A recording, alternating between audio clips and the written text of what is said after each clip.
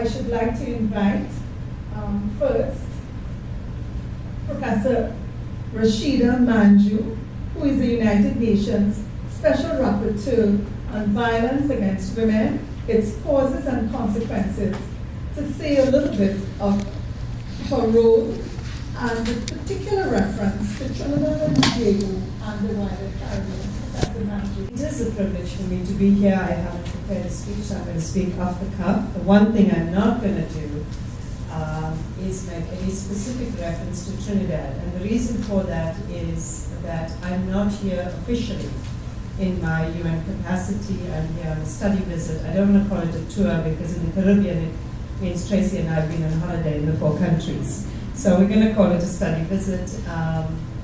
And again, thanks for being here at this hour. So the system of special procedures in the UN system is an old one, created by the previous Commission on Human Rights, adopted in 2006 by the Human Rights Council, which is the equivalent of the Commission on Human Rights. And it's one of the older monitoring human rights mechanisms. So some of you may be more familiar with the treaty bodies, CEDAW, the Committee on the Rights of Children, etc. That's one arm of the human rights monitoring body within the UN. Special procedures is another arm, and then now, more recently, we have the Universal Periodic Review, which is also one of the monitoring human rights mechanisms, which is about peer-to-peer review. So governments review themselves through the system.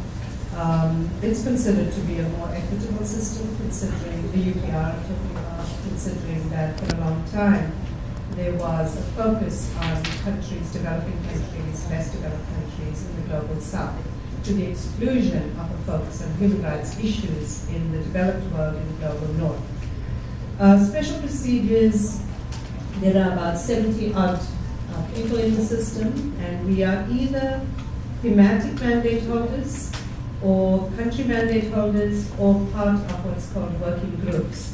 Working groups represent the 5 regions that the UN breaks the world up into, and so it'll be 5 members, 1 from each of the regions. What the latest working group that might have relevance for those of you that work on gender is the working group on laws and practices that discriminate against women. In terms of, and there is the working group on mercenaries, the working group on arbitrary detentions, etc. So there's a range of working groups. Individual, thematic mandate, special rapporteur on education, on health, on the sale of children, violence against women, country mandates, Iran, Eritrea, North Korea. So there are all these mandates as well. We are appointed by the Human Rights Council as independent experts. We are not staff of the UN. We don't work for any government, and most of us who understand independence don't work for any NGOs either. So, those of us that take independence seriously and guard the independence of the institution of special procedures live on love and fresh air. It is an important arm of the human rights system, and I think not enough knowledge about the system in different parts of the world. And we, I think, don't get used sufficiently. So what do? Largely all of us do the same thing. We submit annual thematic reports to the Human Rights Council, and many of us also to the General Assembly. So I would produce 2 thematic reports. The goal is to push the conceptual understandings of member states on the thematic issue. The challenge, of course, in the violence against women sector is that, 2015, there are certain governments, certain NGOs, certain societies that you say violence against women, and immediately they start talking about domestic violence, as if that's the only manifestation of violence that we address. My mandate looks at violence against women, and of course I look at the girl-child, although it doesn't form part of the name of my mandate, but it's an imperative in many parts of the world that I also look at the girl-child. It looks at violence in the home, so everything from your from domestic violence, incest, marital rape, etc. Second sphere I look at is violence in the community, so sexual offences, sexual harassment in the workplace, out in the public, etc. The third sphere I look at is violence that is perpetrated by the state, agents of the state in institutions, detention centres, prisons, psychiatric hospitals, other institutions, violence that's condoned by the state, where the state fails to protect, to promote, and to prevent. The fourth sphere that my mandate looks at is violence that's linked to the transnational, so the issue of refugees, migrants, trafficking victims as well. There is a special rapporteur on trafficking, but these are the four spheres that I would look at on a mission. The thematic reports, of course, have recommendations as well. The thematic reports try to reinforce what we see in our country missions to highlight to member states. For example, last year, my report to the General Assembly focused on articulating that violence against women is a barrier to the effective exercise of all human rights, and it's a barrier to the effective exercise of citizenship by women. So they cannot be effective citizens in their countries, they can't contribute, their communities, their countries, because violence is a barrier.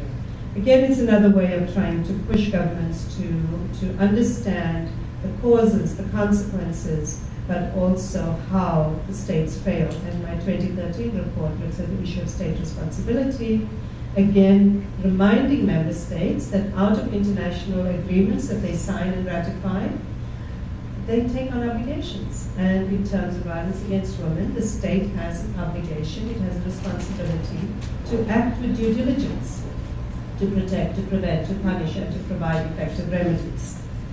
I argue in that report that the state has a dual responsibility. It has a responsibility to the individual that has been harmed, but it has a second responsibility, no hierarchy at all, but a second responsibility to have a functioning, responsive, effective system so that the goal of elimination of violence against women can be achieved. No government in the world can claim that there is elimination of violence going on, even if we talk about progressive realization of elimination.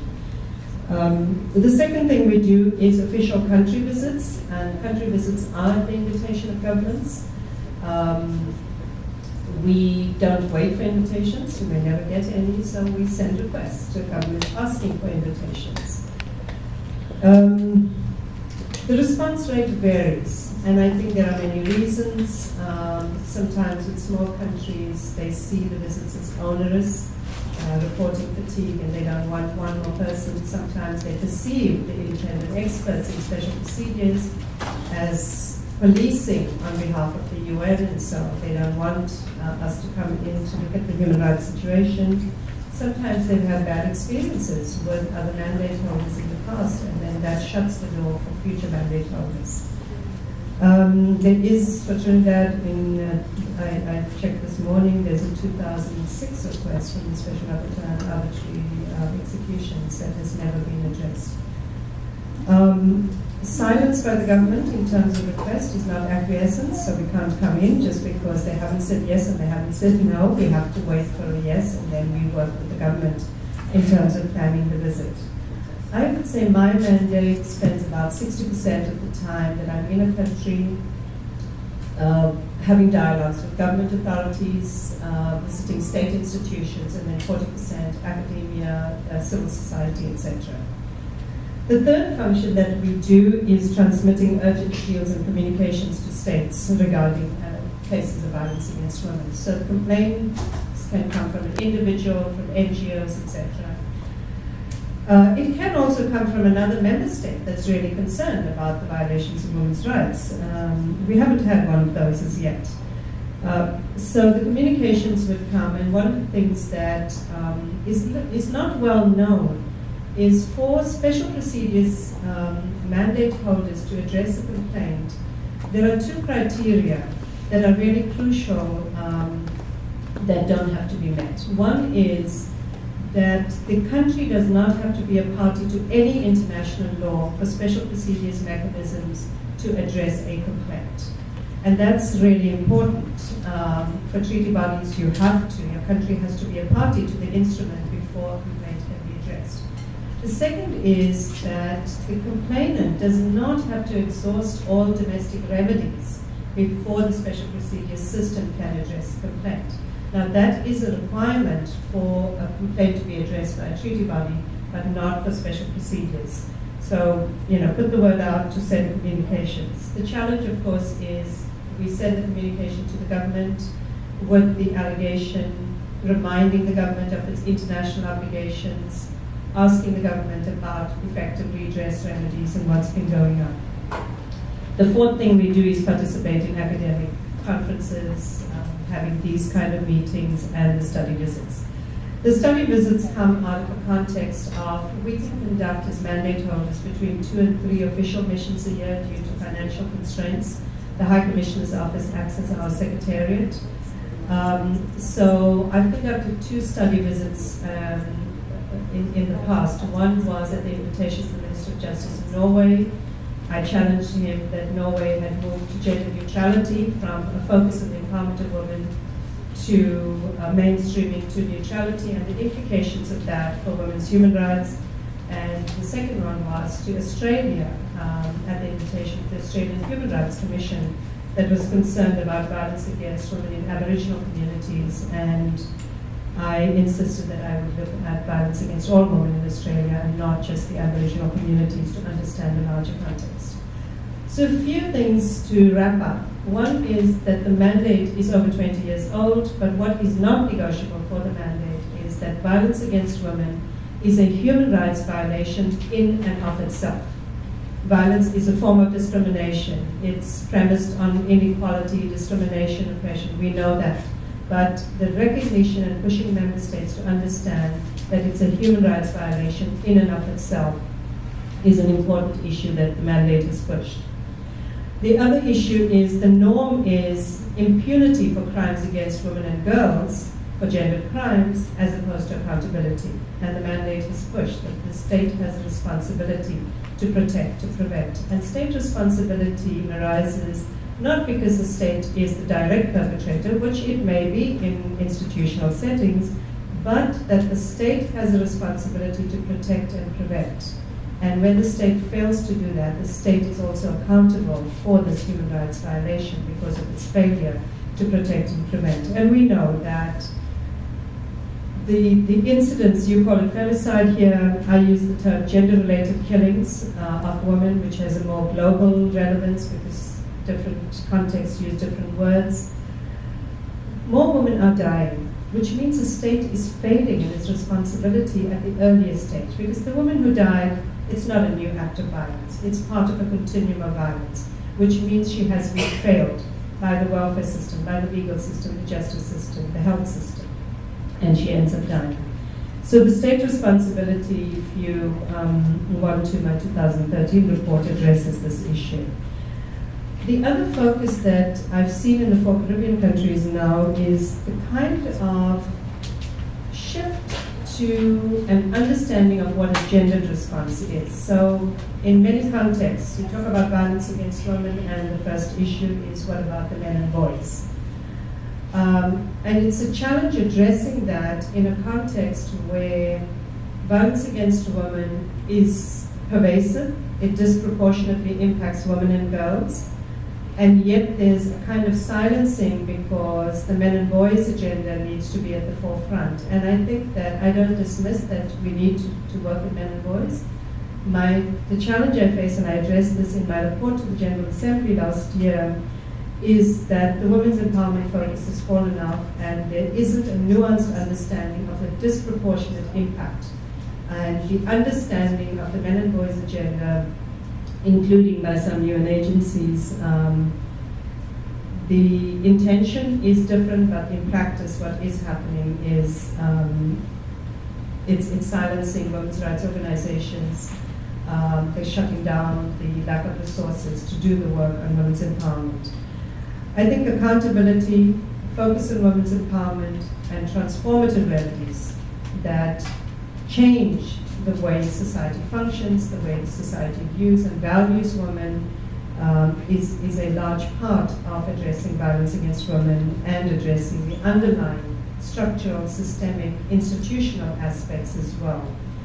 The collaboration and cooperation between systems, again, it comes through resolutions in the Human Rights Council, but it also comes out of personal relationships and friendships where we reference each other's reports, we see each other at conferences, we participate in activities so that we can reinforce and be consistent about the messages that we send, that the international system is not out there in the regional system somewhere else, but that we reinforce each other's work.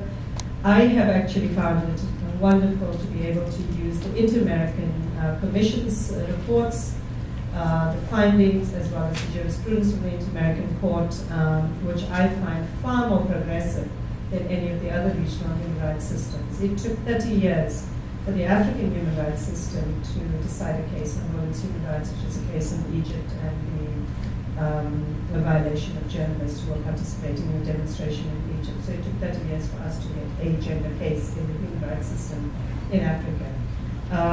The European system, I think, has lots of jurisprudence, but it isn't as transformative and trailblazing in a way that I see in the Inter-American system. So I'm very happy with this collaboration. I'm very happy to be here in the Caribbean for the first time. Just in closing, I will be attending the annual meeting of mandate holders in Geneva in June. And one of the challenges is the invisibility by special procedures also of the Caribbean region, and encouraging mandate holders to send requests to governments on their different mandates and raising some of the concern I've seen, particularly on the issue of sexual abuse of children, which I've seen is quite pervasive in all 4 countries that were visited. Thank you very much for having us.